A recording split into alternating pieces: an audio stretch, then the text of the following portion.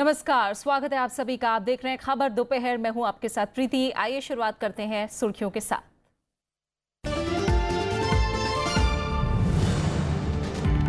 एक बार में 3 तलाक को अपराध बनाने वाला ऐतिहासिक विधेयक राज्यसभा में कल हो सकता है पेश।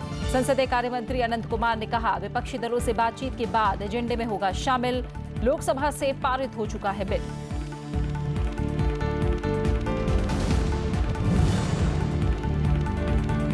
पुलवामा आतंकी हमले में शहीद जवानों को लोकसभा में दी गई श्रद्धांजलि। गृह राज्य मंत्री हंसराज अहीर ने घटना पर सदन में दिया बयान। आत्मघाती हमले में 5 जवान हुए थे शहीद, 3 आतंकी ढेर।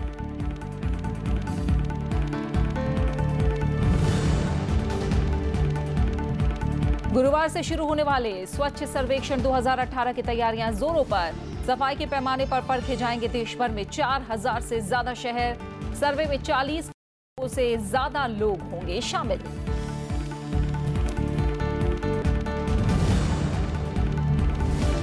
अमेरिका ने रोकी पाकिस्तान को $255 मिलियन की सैन्य मदद। राष्ट्रपति डोनाल्ड ट्रंप ने आर्थिक सहायता रोकने के दिए थे संकेत। सख्ती के बाद पाकिस्तान ने हाफिज सईद के संगठनों के चंदा लेने पर लगाई रोक।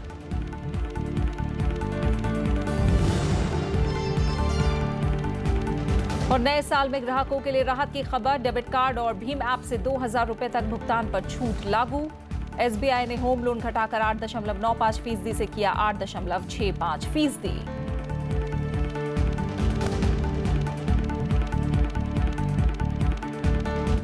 3 दिन के अवकाश के बाद आज संसद की कार्यवाही फिर से शुरू हुई। 3 तलाक से संबंधित विधेयक राज्यसभा में कल पेश किया जा सकता है।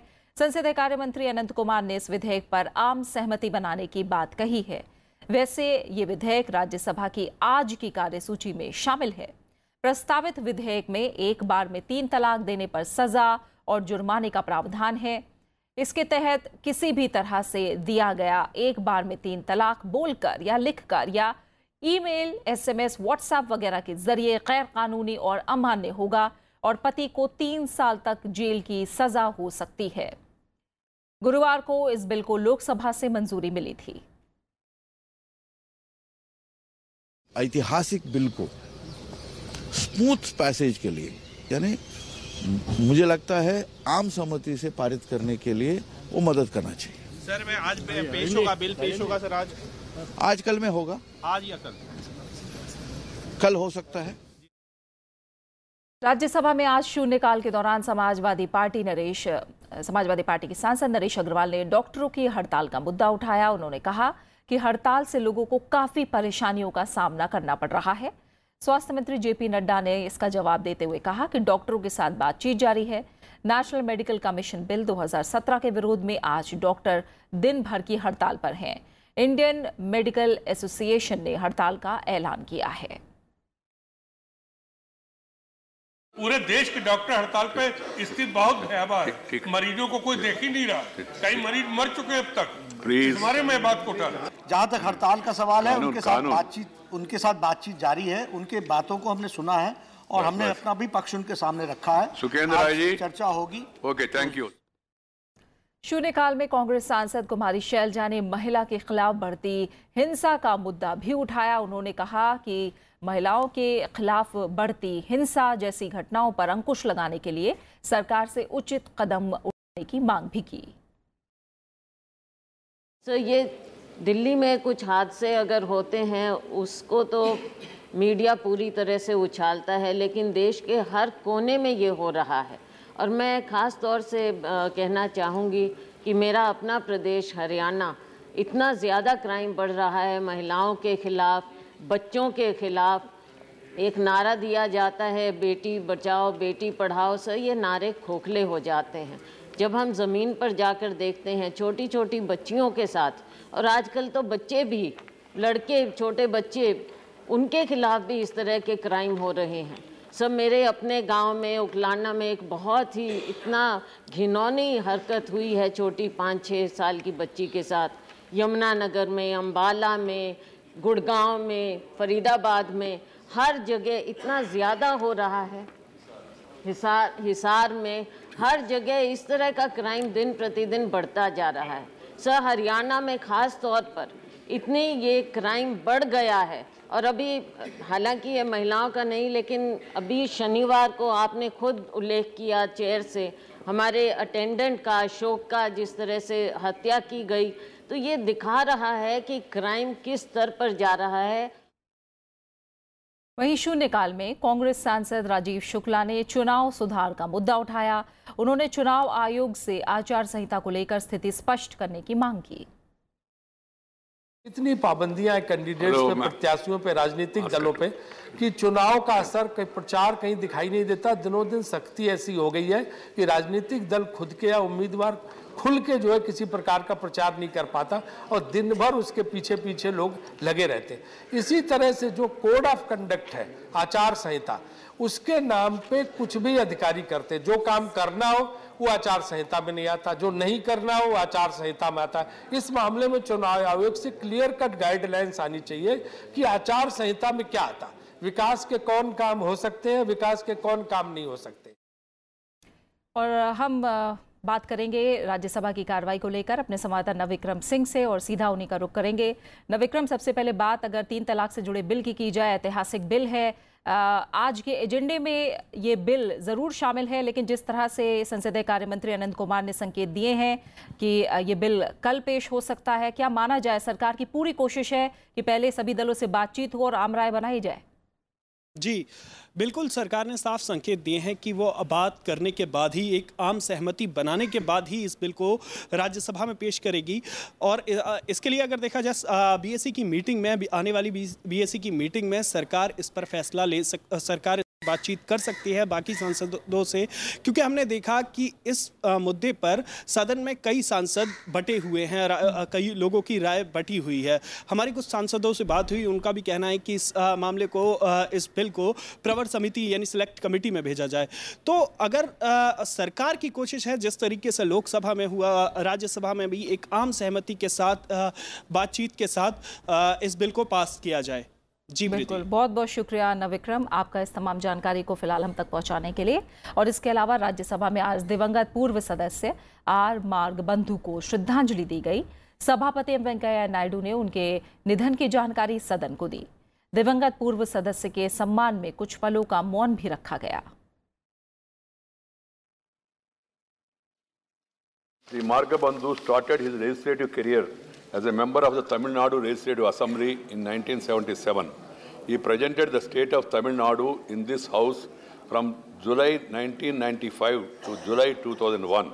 He served as the chairman of the Committee on Papers laid on the table from August 1998 to May 2000. He was also the leader of the AIDMK party in Rajya Sabha.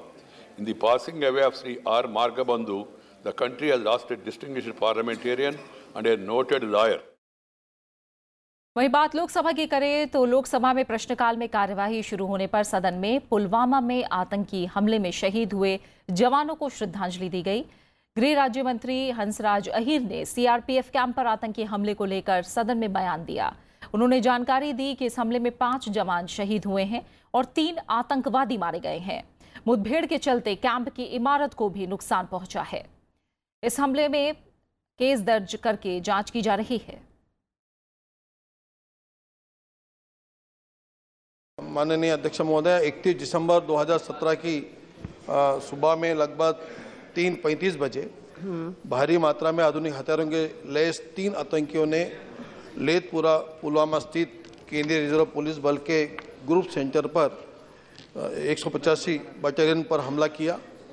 आतंकीवादी गोलियां चलाते हुए ग्रेनेड फेंककर शिविर में प्रशासनिक block में दाखिल हो गए थे और शुरुआती फायरिंग में करीब 3 सीआरपीएफ के जवानों को गोलियां लगी और घटना की खबर मिलने के तुरंत बाद आर्मी 50 RR एवं SOGC टुकड़ियां वहां पहुंच गई थी और इनकाउंटर शुरू हो गया था।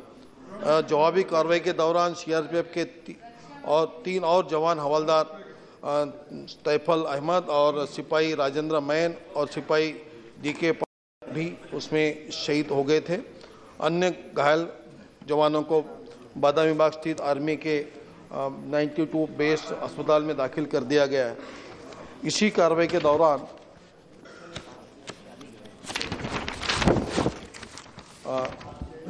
निरीक्षक कुलदीप राय जी का दिल का दौरा पड़ने से कारण वहां पर उनका निधन होने की पुष्टि हुई है।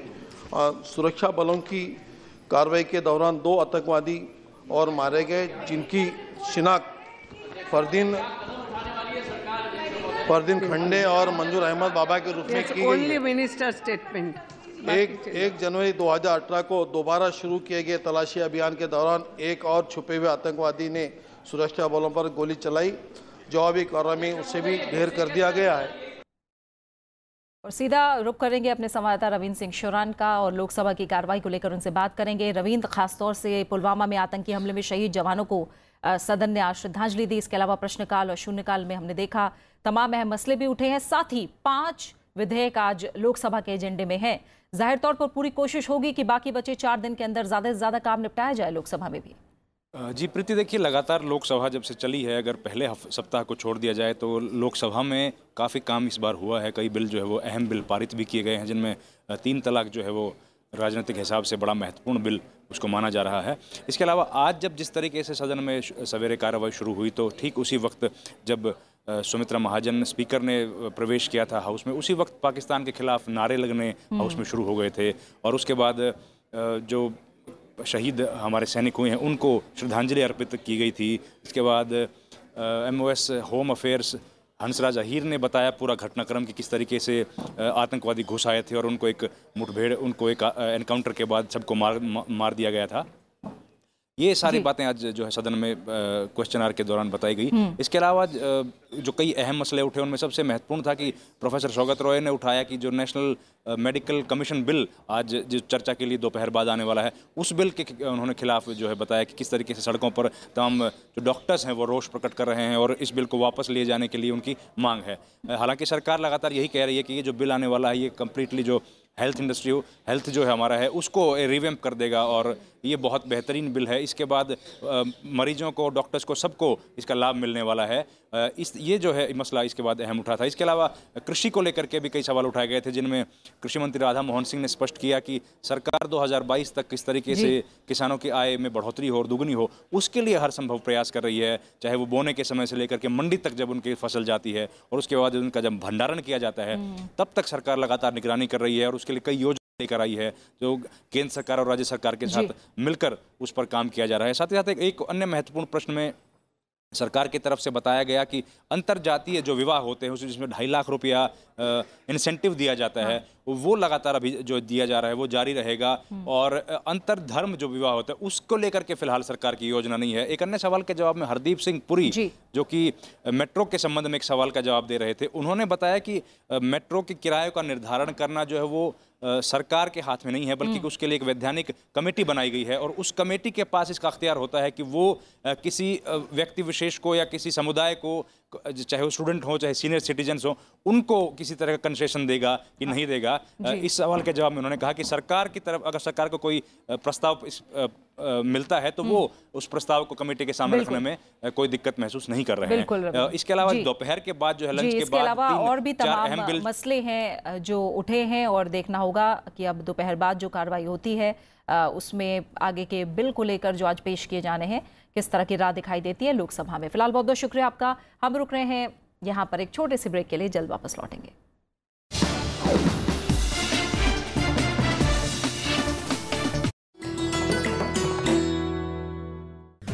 MC मैरी कॉम सफलतम भारतीय महिला मुक्केबाज, विश्व चैंपियनशिप में 5 स्वर्ण और 1 रजत, लंदन ओलंपिक्स में कांस्य और एशियन गेम्स में कांस्य पदक विजेता। 5 फीट 2 इंच लंबी मैरी को किया जाता है दुनिया की सफलतम महिला मुक्केबाजों में शुमार। खेलों में वरिष्ठ योगदान के लिए उन्हें मिले हैं पद्म भूषण, अर्जुन अवार्ड और राजीव गांधी खेल रत्न पुरस्कार।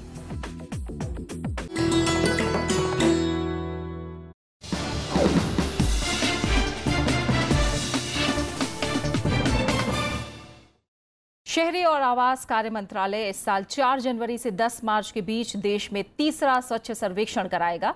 इसमें सभी शहरों को शामिल किया जाएगा जिन्हें साफ सफाई, पेयजल और शौचालय समेत दूसरी सुविधाओं के आधार पर रैंकिंग दी जाएगी। इसके नतीजे अप्रैल में जारी किए जाएंगे।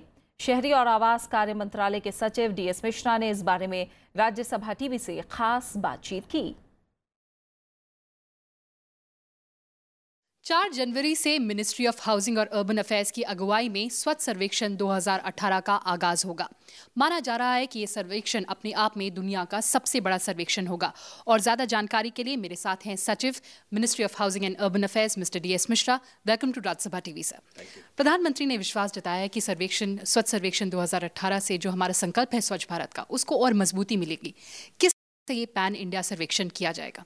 ये सारे के सारे शहरों का हो रहा है।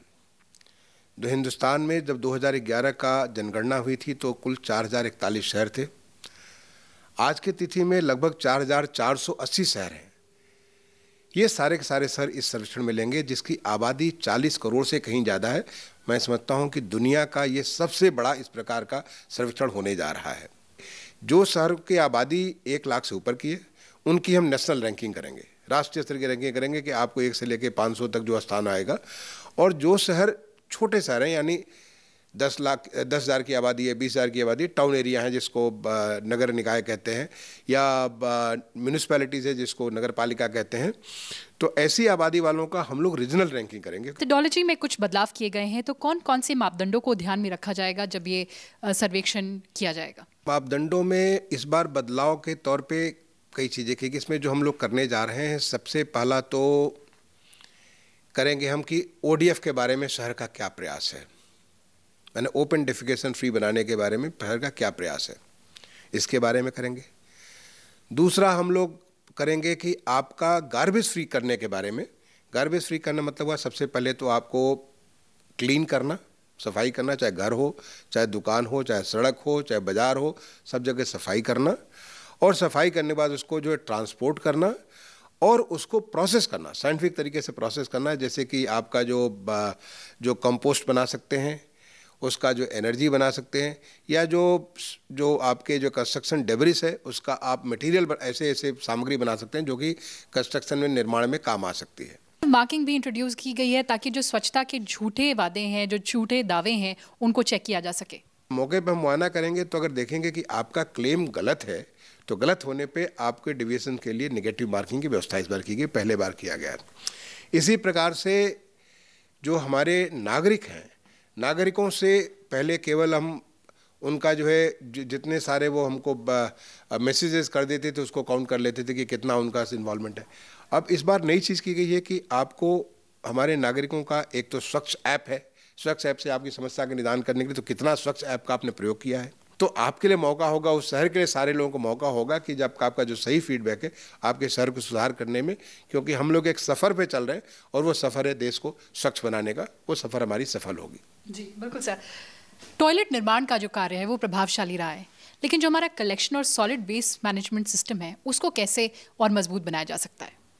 अभी आज की डेट में जो कलेक्शन और ट्रांसपोर्टेशन की स्थिति है, पर ये हमारी करीब समझ लें कि 80% के आसपास कलेक्शन ट्रांसपोर्टेशन है, और जो सेग्रीगेशन है वो करीब 25% के आसपास सेग्रीगेशन है, बट वो लगातार उसका सुधार हो रहा है। स्वच्छता के प्रति देश के दृष्टिकोण में बदलाव आया है, प्रधानमंत्री लगातार लोगों को प्रेरित कर रहे हैं, आप सैनिटेशन सर्वे करवा रहे हैं, कितना अचीवेबल लगता है स्वच्छ भारत मिशन का जो टारगेट है 2019 तक उसको अचीव करना?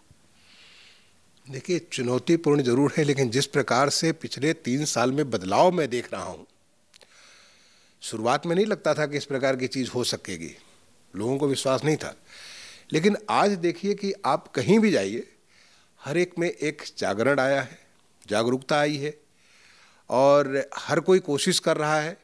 और जो एक चैलेंज का जो प्रोसेस हुआ है, चैलेंज का जो प्रोसेस, नई चीज़, पैराडाइम, नया पैराडाइम जो है मतलब हमारे डेवलपमेंट में आया है, इस चैलेंज पैराडाइम से हर कोई आगे निकलना चाहता है, तो मुझे पूरा विश्वास है कि हम लोग समय से पहले पूरा करेंगे। धन्यवाद हमसे जानकारी साझा करने के लिए। दिल्ली से कैमरा पर्सन सुधांशु के साथ कृति मिश्रा, राज्यसभा टीवी। उपराष्ट्रपति एम वेंकैया नायडू ने कहा है कि भारतीय संस्कृति में अक्षरों को ईश्वर की तरह पूजा जाता है। उन्होंने कल विजयवाड़ा पुस्तक मेले के उद्घाटन के मौके पर यह बात कही। उपराष्ट्रपति ने तेलुगु भाषा के प्रसार के लिए आंध्र सरकार को बधाई भी दी। उपराष्ट्रपति एम वेंकैया नायडू ने सोमवार को 29वें विजयवाड़ा पुस्तक मेले का उद्घाटन किया। उन्होंने कहा कि वेदों में अक्षरों को भगवान का दर्जा दिया गया है। इससे पता चलता है कि भारतीय संस्कृति में किताबों और साहित्य को कितना महत्व दिया गया है। అక్షరం అనేది పుట్టిన తర్వాత అది ఏ దారిని వెతుక్కుంటూ ఎక్కడ ప్రవహిస్తుందో, ఎవరి జ్ఞానాన్ని పంచి ఇస్తుందో, పెంచిస్తుందో, వర్ధిల్లుతుందో, ఎన్ని మార్పులకు దారితీస్తుందో అది మనం చెప్పలేం. అందుకే అక్షరానికి మనం దైవస్థానాన్ని ఇచ్చాం. उपराष्ट्रपति ने कहा कि सिनेमा और संगीत जैसे कला के माध्यमों से शांति को बढ़ावा दिया जाना चाहिए। उन्होंने देश के विकास के लिए एकजुट रहने की अपील की। उपराष्ट्रपति ने तेलुगु भाषा के प्रसार के लिए आंध्र प्रदेश सरकार को बधाई भी दी। విజయవాడకు తిరిగి మళ్ళా పునర్వైభవం వచ్చేటికి అవకాశం కూడా ఉంది. ముఖ్యమంత్రి గారు అన్ని జిల్లాల్లో కూడా ఈ పుస్తక మహోత్సవాలు జరపాలి, దాంతోపాటు ఇంకో కొత్త నిర్ణయాన్ని కూడా నేను ప్రకటిస్తాను, మంత్రివర్గంతో చర్చించి అన్నాడు. అదేదైతే ఉందో సంస్కృతికి విభాగము, గ్రంథాలయము, ఈ రెండింటిని కానీ కలిసి సమన్వయం చేసి సమ్మిళితం చేస్తే తగిన నిధులు, తగిన విధులు, ఆ విధులు నిర్వర్తించే అధికారులు కూడా వస్తారు. కాబట్టి అది కూడా ఒక మంచి బాట అని చెప్పి అనుకుంటున్నా. మన భాషను పరిరక్షించుకోవడానికి, మన సంస్కృతిని పరిరక్షించుకోవడానికి, మన చరిత్రను మన పిల్లలకు తెలియజేయడానికి అవసరం ఎంతో ఉంది. ఆ పని ముఖ్యమంత్రి గారు చేపట్టడం చాలా సంతోషం. इस मौके पर आंध्र प्रदेश के मुख्यमंत्री एन चंद्रबाबू नायडू भी मौजूद रहे। उपराष्ट्रपति ने पुस्तक मेले में लगे स्टॉल भी देखे। राजकमल राव, राज्यसभा टीवी, विजयवाड़ा। सरकार ने डेबिट कार्ड, भीम ऐप और अन्य पेमेंट गेटवे से 2000 रुपए तक के भुगतान पर सभी चार्ज 1 जनवरी से हटा दिए हैं। केंद्रीय कैबिनेट ने लेन देन पर एमडीआर शुल्क का बोझ सरकार की ओर से उठाने के प्रस्ताव को सहमति दी थी। 2 साल तक एमडीआर का बोझ सरकार उठाएगी और बैंकों को इसका भुगतान करेगी। सरकार पर 2500 करोड़ रुपए से ज्यादा का बोझ आएगा। भारतीय स्टेट बैंक ने नए साल पर ग्राहकों को तोहफा दिया है। एसबीआई ने ब्याज दरों में 0.30% की कटौती की है। बैंक की तरफ से हुई इस कटौती का सीधा फायदा आम आदमी को मिलेगा। एसबीआई ने बेस रेट ब्याज दरों में 1 जनवरी 2018 से कटौती कर दी है और ये 8.95% से घटकर 8.65% पर आ गया है। इसी के साथ बैंक के बेंचमार्क प्राइम लेंडिंग रेट में भी कमी की गई है, जो 13.70% से घटकर 13.40% सालाना हो गई है।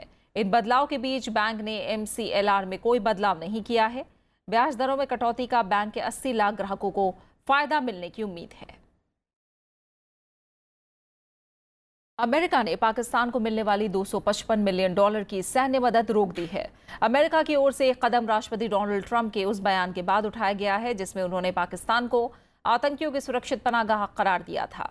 ट्रंप प्रशासन की ओर से इस बात की पुष्टि कर दी गई है कि अमेरिकी राष्ट्रपति ट्रंप ने पाकिस्तान को दी जाने वाली सैन्य मदद बंद करने का फैसला किया है। इससे पहले सोमवार को अमेरिकी राष्ट्रपति डोनाल्ड ट्रंप ने पाकिस्तान को कड़ी चेतावनी दी थी। उन्होंने कहा था कि अमेरिका ने बीते 15 साल में पाकिस्तान की जो भी मदद की वो बेवकूफ़ी भरा फैसला था।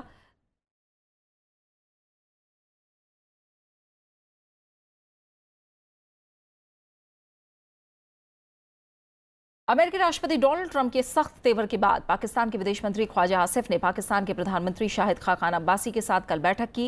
पाकिस्तान मीडिया के मुताबिक बैठक में डोनाल्ड ट्रंप के बयान की समीक्षा की गई। दोनों नेताओं ने विदेश नीति पर भी चर्चा की और उसके बाद ख्वाजा आसिफ ने ट्वीट किया कि वो अमेरिकी राष्ट्रपति ट्रंप के ट्वीट पर जल्द जवाब देंगे और दुनिया को सच्चाई बताएंगे। पाकिस्तानी विदेश मंत्री ने कहा कि वो पिछले 15 साल में अमेरिका से जो सहायता मिली है उसकी सारी जानकारी सार्वजनिक करने को तैयार है। वहीं पाकिस्तान मीडिया के मुताबिक अमेरिकी राष्ट्रपति डोनाल्ड ट्रंप के बयान पर इस्लामाबाद ने नाराजगी जताई है और पाकिस्तान में अमेरिका के राजदूत को समन करके अपना विरोध दर्ज कराया है। अमेरिका की चेतावनी का असर दिखने लगा है। पाकिस्तान ने मुंबई हमले के मास्टरमाइंड और आतंकी हाफिज सईद के संगठन जमात उद दावा और फलाह इंसानियत फाउंडेशन के चंदे पर रोक लगा दी है। पाकिस्तान के सिक्योरिटीज एंड एक्सचेंज कमीशन ने यह कार्रवाई अमेरिका समेत अंतर्राष्ट्रीय दबाव के चलते की है। पाकिस्तान ने उन सभी संगठनों के चैरिटी जुटाने पर रोक लगा दी है जिन पर संयुक्त राष्ट्र सुरक्षा परिषद की ओर से बैन लगाया गया था। इस सूची में लश्कर ए तैयबा, पासबान अहदे हदीस और पासबान कश्मीर जैसे संगठन शामिल हैं। आदेश का पालन नहीं करने पर इन पर आर्थिक जुर्माना लगाया जा सकता है। और इसी के साथ फिलहाल खबर दोपहर में इतना ही। इजाजत दीजिए। नमस्कार।